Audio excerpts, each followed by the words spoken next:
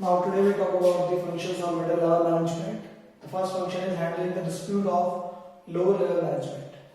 Middle level management is work as a middleman between the top level and the lower level. So that is the reason they are handling the disputes of lower level management. A lower level management cannot directly explain their problems to the top level management. First of all, they have to discuss the problem to the middle level management. If middle level management is not able to solve their problems, then they will convey their problems to the top level management. So that is the first function which is performed by the middle level management. That means they are handling the problems of lower level management.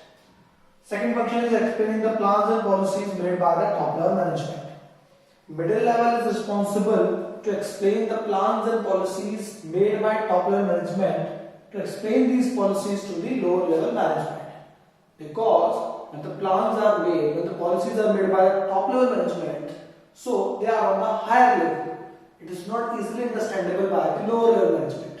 So that's why the responsibility of middle level management to explain these plans and policies in a simplified manner to the lower level managements. Because they cannot understand the policies precisely. So they have to elaborate the plans and policies which is made by the top level management to the lower level. So they can implement these plans and policies effectively. And the last function is motivating the employees of the department.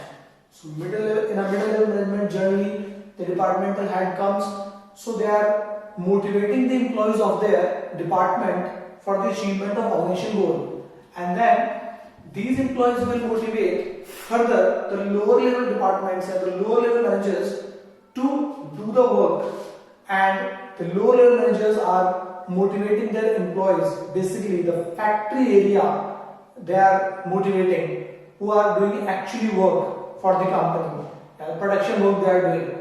So that is the last one, the lower level management. So they are motivating the employees of their own department, then they are motivating the employees of lower level managers. So these are the functions of middle level management. In the next video, we talk about the functions of lower level management, which is very important because actually they are doing the work and there comes under the operational level of the factory area.